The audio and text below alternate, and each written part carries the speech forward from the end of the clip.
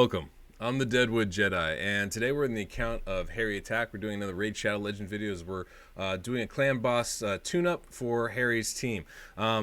This was a lot of fun. It's a kind of always a challenge going into a younger account, which this is. It does not have all the crazy champions, all the crazy gear. So we had to get creative in trying to find something good and fun to work with. And I've been talking with Harry for a couple weeks as he's been getting the silver up so we can do this effectively. And I feel very good about what we've done with this. I've been working on this on stream, so if you guys haven't checked me out on Twitch, come by. It is fun. It's a great way to see some of the things I'm building and some of the stuff I'm starting up there. We have a lot of fun, honestly. And so it's a pretty silly time, to be fair. But you get a nice preview of the stuff that I'm working on, the different compositions that I'm trying, the different ways to interact with these champions. And I drop a lot of clan boss knowledge, and they're just all-around game knowledge that you guys can pick up. But this account, we don't have a ton of champions. We don't have a ton of gear. He was doing, I think, 3 keys on Nightmare, and he was asking if we could move to like 2-key Nightmare, 1-key Nightmare, and we were able to bring him all the way into Ultra Nightmare. So he's going to be successful on Ultra Nightmare. I'll let you see the run before I tell you how much damage we do. But I'm very happy with this build. We got a little creative with it, tried to find some new things. And the tune I came up with for this, I don't think it's anything like spectacularly new, but it is, I think, very useful for a lot of different compositions, even a traditional clan boss team. So I will be putting it on the website so you guys can check that out as well. But let's go ahead. I'm going to show you guys the champions. I'm going to show you the gear that I went with, and I'll kind of explain my thinking, and then we'll go ahead and do the run here. Okay, guys, so this is the account we have here. You can see there's not a ton of champions. We have, I want to say, 13 that are level 60, 14. Not a whole ton. So trying to get this limited in that amount of champions and get to an Ultra Nightmare team is very difficult. Now, thankfully, there's a ton of great clan boss champions in here, so that made it a lot easier for us. But not a ton of great gear, so we had to be kind of judicious and really pick out the tune and do all we can to really make it work. And I'm very happy with where we got to.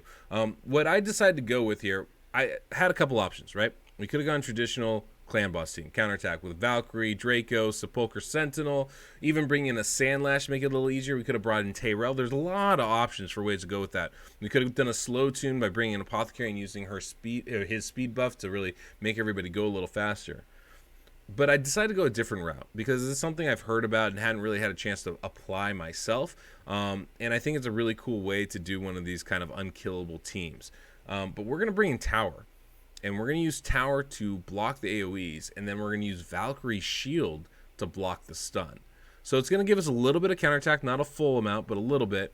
We're going to block the debuffs with Sepulchre Sentinel here, and Sandlash Survivor is going to really make all this easy for the tune by extending those buffs. It's kind of difficult without her. But because of that, we're able to do all of this. We're able to block the debuffs, keep it affinity friendly. We're able to block the AoE, so we're not taking damage. And Valkyrie's going to help us block the stuns with her massive, massive shield. So this is a really good composition. It's really fun to do. I'm kind of excited to try it out, or show you guys it, I should say. Now you can see not all the gear is rolled up. It's not going to be rolled up. It's a challenge to kind of get us there, frankly. We just didn't have that kind of gear in our vault. You can see here we got crit damage gloves, HP chest. Like it's a cornucopia of stuff. It's just not the greatest we have. We've crit damage gloves without crit rate is useless. So, but we needed the speeds, and that's really the key, is making sure that we last enough turns. The other great part is it's going to enable us to take the time to grow this account. So we might not be there right now with the gear, but as we keep farming, we're going to get better pieces, and we'll be able to upgrade. So we'll be able to put crit rate here, so we're actually hitting harder. We'll be able to put attack here, so we're hitting harder. We'll be able to build this account up over time.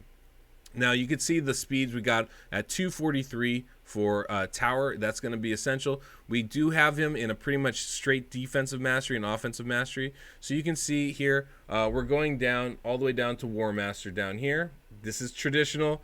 And then we're going to go the typical defensive route to get counterattacks in. Now, we're not actually getting any stuns, and we're not losing any damage. This is just an option. You can just as easily go down the support tree. For these unkillable teams, it doesn't really matter because you're not taking damage. But this defensive tree is usually going to be a little bit more helpful in other areas of the game. So we just went ahead and kept with that. We're also going to bring in Draco. He's going to be our main damage dealer.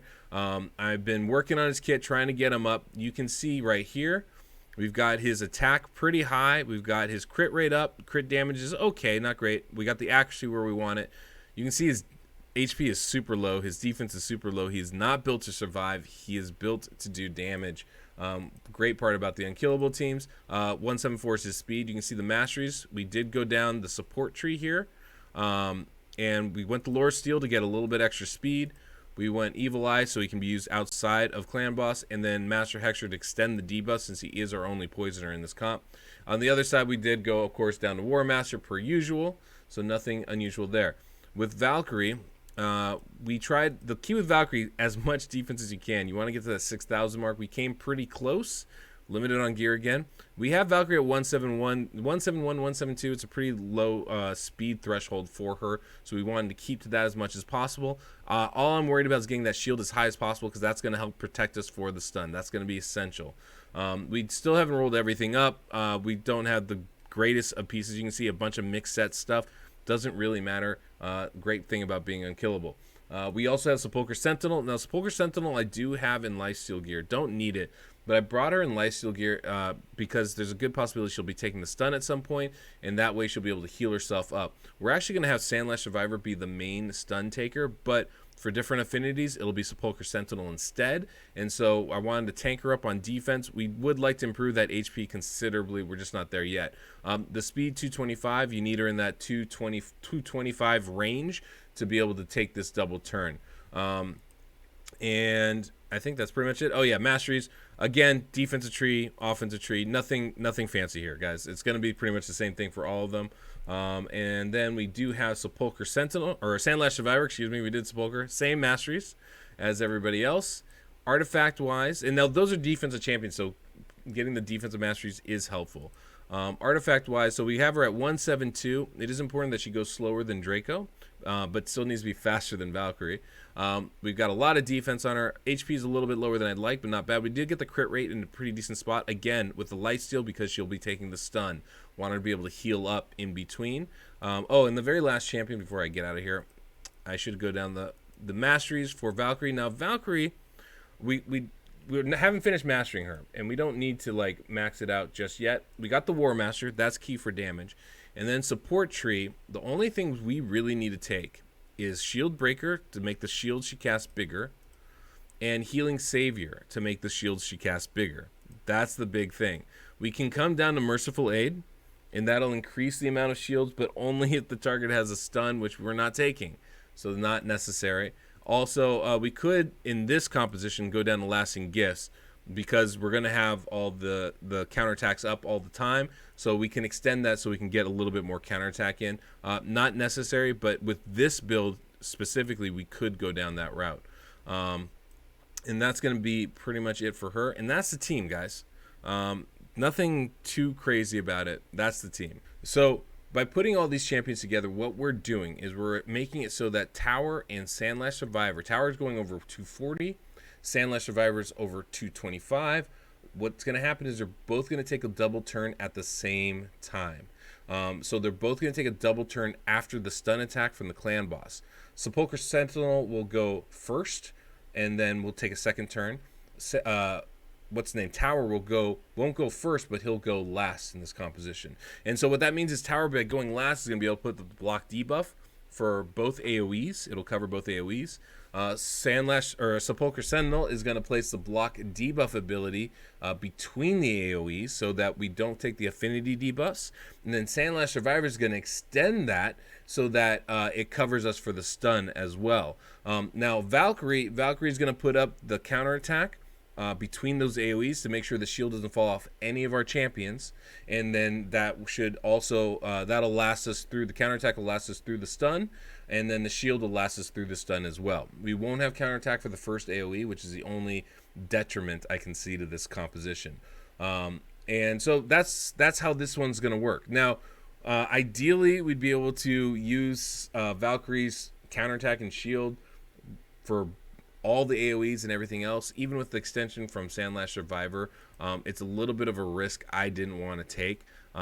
Though I suppose the problem is that we wouldn't be able to extend Sepulchre Sentinel's block debuffs all the way through, as well as Valkyrie's counterattack. So we had to kind of pick and choose, and making sure Valkyrie's shields on everybody is going to be the priority. So that's what I wanted to focus on here. But this composition works great. It works very smoothly. You don't have to worry about any of the debuffs happening throughout. It doesn't work great on Nightmare. We're still about a 2 key on Nightmare, but it isn't perfect. And that 2 key is against the weak affinity, so it's a pretty good composition. Now, as far as affinity goes, the stun is going to land on the affinity champion. So that's going to be Sepulchre Sentinel when we're green.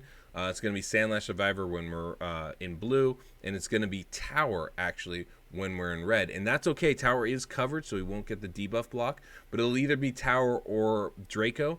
And Tower is much tankier built than Draco is currently, so that's why we went that way. Understanding that part of it, we can build Tower a little bit sturdier if he dies too early. He's not a huge damage dealer, so if we need to make that adjustment in the future, we can do that. But against Ultra Nightmare, we're just facing Void, so we don't really have to concern ourselves with that. So that's not going to be an issue. Let's go ahead. I'm going to go ahead and show you guys a run, show you what we can do. I'm very happy with this. I think you guys are going to be impressed as well. All right, guys, so here we go into the run. So we have Sandlash as our lead, Sepulchre, Sentinel, Tower. It is kind of important to have those 3 in that order because that's the order we're going to be taking the stuns. We're going to have full health almost the whole time. So it's not like the clan boss is going to target us based on our HP levels. So Sandlash Survivor is going to get the first stun on Void and against Blue Affinity. Sepulchre Sentinel against Green Affinity. And Tower is going to get it against Red Affinity. So that's why we have them in that order. I need Tower ahead of Draco to make sure that Draco doesn't take the stun. I could very easily do this and go ahead and let Valkyrie take the stun. Actually might be the best thing to do, but truth is Sandlash is going to be able to handle it. We should last a full 50 turns even with Sandlash Survivor as the lead taking the stun because of Valkyrie's shield. But we could put Valkyrie in that spot. We missed the aura, but it's not really that important for this composition. So, you know, the aura helps us do a little bit more damage, helps her shield be a little bit bigger, but we could put Valkyrie in that position very easily. So just something to keep in mind there. It definitely crossed my mind at some point. But we want Tower ahead of Draco, so Tower takes the stun, not Draco, because Draco's pretty weak. And that's just going to help us do our damage. So let's go ahead, jump in. I'll show you guys how this run works. It's extremely simple, guys. So, all right. This is really important. You have to make sure you get all of these delays just right. If you screw this up, it's going to ruin the entire run. So this is crucial. The one thing you have to do is click auto. That's it. That's it.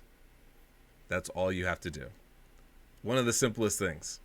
Now, one thing you can do, and probably would make this run a little bit better, is with Valkyrie, you can actually wait a little bit and wait 2 turns here so that she puts up her counterattack before the Unkillable from Tower goes up, the block damage. Because we're extending all these buffs, we can then allow ourselves to have counterattack up for the entire fight. So I'm actually going to pause out of auto here. I just wanted to show you that this is possible, that you can just basically full auto this composition. You see Sepulchre Sentinel here between the AoEs. Going to put up the block debuff and the increased defense, right? We can just use our skills as they come up. Sandlash Survivor here is going to extend all those buffs. And now here is where I'd put up the shield and the counterattack. We're going to wait so we get the full effect of it. But you can see now we are covered for the block debuff on all of our champions. So no matter who the stun hits, who the stun attack hits, we're not actually going to be stunned. Which is pretty remarkable. And so you can see, yeah, we are completely safe here. So one of the things, obviously, to optimize damage, one of the ways you want to go about doing this, champions like Draco or Rosin, you're going to want to use their decreased defense and weaken before you start putting up, before the AoEs, before you start putting up your counterattack. That way, your counterattacks get the benefit of that decreased defense and weaken, hence why I waited a second there to use it for Draco. And then we're going to go ahead, and obviously you want the counterattack right before the AoEs when you can help it. We get that block damage up right there, and we are fully in sync yet again. It's auto. It's hands off here. But I want you guys to watch. You can see that shield is up. It's a 3-turn shield that she puts up. Sandlash is going to extend that. Makes it a 4-turn shield. It's going to last all the way to the stun because of that. Because of that extension from Sandlash Survivor. And that's important. If we don't have that, it would fall off tower. It would probably fall off, somebody else on this team, and we don't want that. That shield is crucial. You can see we blocked the stun there. We are affinity friendly. We have counterattack the whole time. We have the shield the whole time. This is a great composition. It's a very fun way to do an unkillable team. And I'm really excited to see how much damage we do, because it should be pretty significant. So let me get myself off the screen. I'm going to let you guys watch this, and then we'll come back at the end. Enjoy.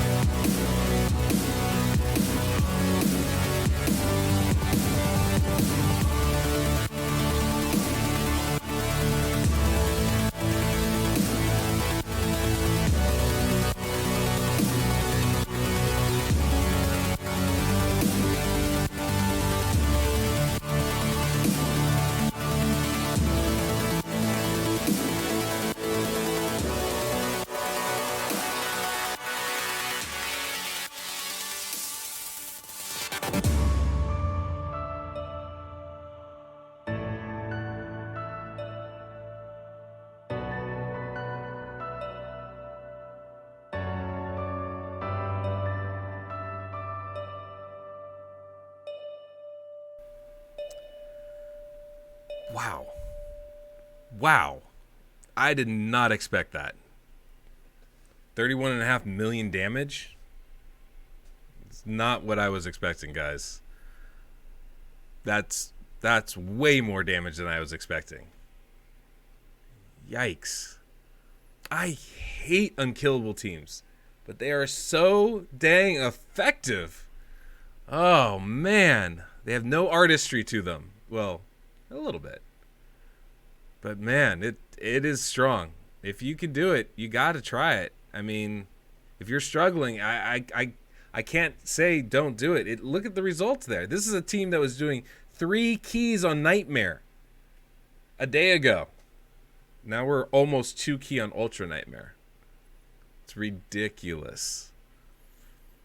Pretty cool, though. Pretty cool. Very happy with that. Very happy with that. All right, guys, I thought that was pretty darn impressive. It's a fun way to show a different kind of unkillable team to use tower. If you have a champion that can put up a massive shield, you don't have to just rely on Valkyrie. If you have like a warlord or a blind seer once the rebalance comes out, or another champion that can put up a really large shield, this may be a great way to go. In fact, you know one that would be really good for this? Nazana. Because not only does she put up a huge shield on herself, but she puts up ally protection on her allies. So even if she's not taking the stun, she's going to help everybody else on her team survive it by using that ally protection. So there's a lot of great ways to go about doing this. Obviously, Valkyrie is the creme de la creme to make this work, but these unkillable teams are extremely effective. I cannot tell you how lackluster the gear was to start with. So if we were able to get there with this team, believe me, you can get there with yours. Very happy about this. It was I'm extremely pleased and surprised and shocked that this was able to work as well as it is. I'll go ahead and put this on the website, and you guys can check it out. It does work on Nightmare, but not nearly the same. It's a very different speed and tune and delays and all that. So not something I would necessarily encourage you to do. This is a pretty much Ultra Nightmare type of build, but you know, if you can take down Ultra Nightmare, you definitely want to do that. Anyway, guys, I hope this was helpful for you. Hit the like button and subscribe. Hit the notification bell so you know when my next video is out. Guys, always a pleasure talking to you. Thank you so much. I cannot wait to see you in the future. And yeah, till next we meet, I'm the Deadwood Jedi.